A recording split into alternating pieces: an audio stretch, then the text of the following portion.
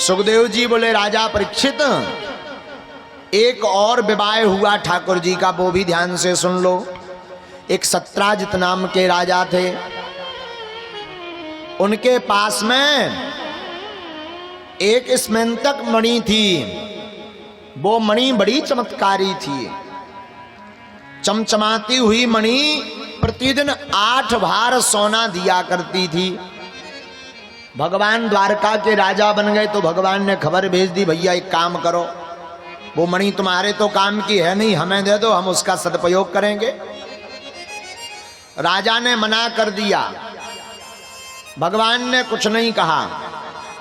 और एक दिन भगवान ने चौथ का चंद्रमा देख लिया, कलंक का चंद्रमा। और हुआ क्या, सत्राजित नाम के राजा के भाई का नाम था प्रसेन। एक दिन प्रसेन वह मणि गले में पहनकर घोड़ा पर आरूढ़ होकर के शिकार खेलने को गया। एक सिंह ने राजा के भाई को मार दिया। उसी समय एक रीछ आया, रीछ आया और उसका युद्ध सिंह से हुआ। सिंह का वध रीछ ने किया। जो मणि वहां पर पड़ी हुई थी उस रीछ ने ले जाकर के अपनी बेटी को दे दी।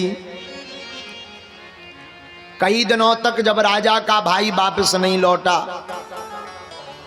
तो राजा को टेंशन हो गई। राजा ने एक दिन अपनी पत्नी से कहा, देवी लगता है हमारा भाई वापस नहीं लौटा, तो लगता है गोवर्धन गिरधारी श्री द्वारकाधीश ने हमारे भाई का वध करवा दिया मणि के लालच में। राजा ने ये कहा, बात जरूर कही, सुनो, लेकिन ये बात अभी किसी को मत बताना, क्योंकि जब तक प्रमाण ना मिल जाए, जब तक प्रमाण ना हो, तब तक किसी भी बात को बोलना नहीं चाहिए। असत्य बात बड़े व्यक्ति पर बहुत बड़ी भारी पड़ती है। किसी को भी असत्य लांछन मत लगाओ जब तक देख ना लो। कानों सुनी तो लोगों का काम कहना है, बड़ा चढ़ा करके अपना महत्व बनाने के लिए बताते ही रहते हैं। देखो पहले फिर कहो। रानी ने कहा, महाराज हम किसी को नहीं बताएंगे, पर माताओं की आदत होती, जब तक पड़ोसन का बताना देवें तब तक पेट की रोटी नहीं पचती है। बड़ी आदत होती है माताओं की, कितना भी समझाओ, पर माताओं के स्वभाव में रोटी नहीं पचती जब तक वो बतावे ना। उन्होंने दासी को बता दिया, दासी ने नगर में बता दिया और पूरे नगर में हल्ला हो गया कि भगवान द्वारकाधीश ने मणि के चक्कर में सत्राजित नाम के राजा के भाई का वध कर दिया। भगवान को पता लगा तो भगवान बड़े क्रुद्ध हुए और मणि का पता करने को भगवान वन में चले गए। खोजते बीनते वन में गए तो देखा कि एक जगह अश्व घोड़ा मरा हुआ पड़ा है। उसी के बगल से पदचिन्ह सिंह के बने थे और थोड़ी दूर तक गए तो सिंह मरा हुआ पड़ा। उसी के आगे पदचिन्ह देखा तो एक गुफा की तरफ जा रहे थे। भगवान उस गुफा में प्रविष्ट कर गए। अब वो गुफा और कोई नहीं, वो रीछ और कोई नहीं, रामादल राम अवतार के श्री जामवंत जी महाराज हैं। जामवंत जी थे नहीं, उनकी बेटी थी जिसका नाम था जामवती। जामवती देवी जी मणि लेकर के खेल रही थी। भगवान पहुंच गए तब तक पीछे से जामवंत जी आ गए। कौन हो तुम? बिना इजाजत लिए कैसे प्रविष्ट कर गए हमारी गुफा में? और बातों ही बातों में ठाकुर जी का और जामवंत जी का द्वंद्व युद्ध छिड़ गया। युद्ध इतना भयावह भया कि 27 दिन तक भयंकर युद्ध चला। किसी ने पूछा, जामवंत जी क्यों युद्ध करते रहे? ये तो राम जी के बड़े प्रिय रहे, और राम जी और श्याम जी में क्या अंतर है? तो भगवान ने ये वरदान पूर्ण किया है। कौन सा वरदान? रामादल में जब रावण का वध कर दिया तो सब बानर भालू सब बैठे, राम जी भी बैठे, हनुमान जी भी बैठे, अंगद जी भी बैठे, सब बोले हमने 4 राक्षस मारे। कौन बोलो हमने 4 अष्टैया टपका दे, कोई बोलो हमने 50-60 मार दे, कोई बोलो गिनती नहीं हमने इतने मारे, सारे आगे हो पाछे हो सब रहे हो रगड़े। सब हंसने लगे, बोले सबने तो मारे पर एक जन से एक जने नहीं गया। कई कौन? कई जाम्बवंत जी। जामवंत जी के अंदर बल ही नहीं बचा, एक भी राक्षस नहीं मारे। जामवंत जी को बड़ा बुरा लगा। जामवंत जी बोले अरे बानरो, हमें क्या ताना देते हो? हमारा बुढ़ापा आ गया तो तुम हम पर ताना देते हो। जब हम युवावस्था में थे तो ओ भय घरी महदीनी 7 प्रदीक्षण धाय। हम जब यौवन संपन्न थे तब हमने एक घड़ी में उभय घड़ी महदीनी 7 प्रदक्षिण धाये, संपूर्ण पृथ्वी का 7 बार परिक्रमा लगा लिया था। राम जी सुनते रहे। राम जी से जामवंत जी बोले बताओ महाराज, तुम्हारे सामू हमारी ऐसी हंसी हो रही, प्रभु भगवान के सामने भक्त की हंसी हो तो क्या जवाब दिया जावे? भगवान बोले हम अभी जवाब नहीं देंगे, चिंता मत करो, इनको मुंह तोड़ जवाब दिया जाएगा। जामवंत जी बोले कब?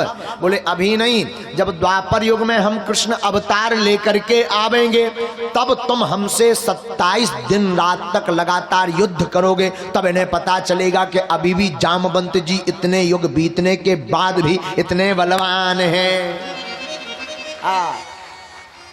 इसलिए 27 दिन तक युद्ध किया।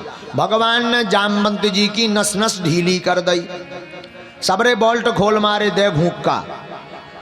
जामवंत जी समझ गए जे इतने दिन लड़ रहे ना, जे हार रहे ना हम हार रहे, सो हम भी बेई कहायो, जे भी बेई कहाए। और जौन नस हिसाब से जे मार रहे, जब प्रैक्टिस तो पूरी बेई जानते। कई को कई श्री राम राजा सरकार की, भगवान श्री राघव जी सरकार। फिर क्या था?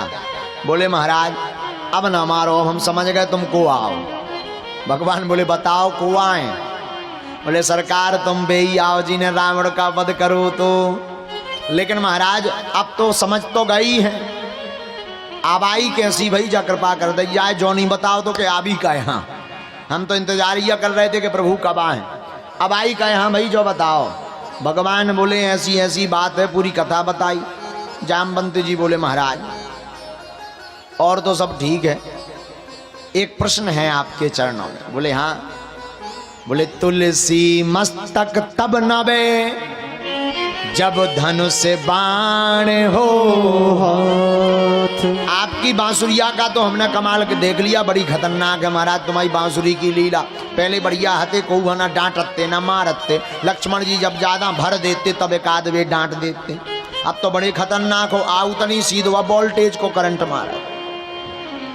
भगवान बोले बात बिल्कुल सही पर। बोले महाराज लेकिन हमें ई रूप में जो आनंद नहीं आया, जो उस रूप में वही दिखाओ, एक वे दर्शन दो।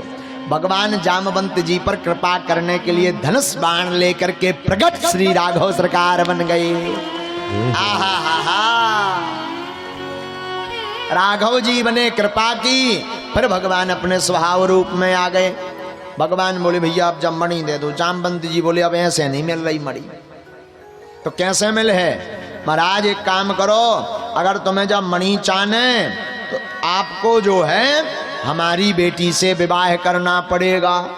अब भगवान बोले करिए का, कलंक मिटाऊं ने तब ब्याह करने पर है। माँ कलंक मिट जाए सो 1 2 3 4 5 6 7 भावने पड़ी हो, भगवान को 200 ब्याह होगा।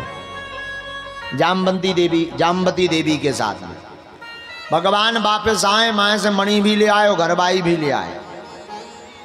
नगर में बड़ी प्रसन्नता, जय हो सरकार, अच्छे दूल्हा सरकार है। भगवान ने मणि राजा को वापस दी, सारा वृतांत बताया। जामवती ने उसमें मोहर लगा दी पक्की वाली।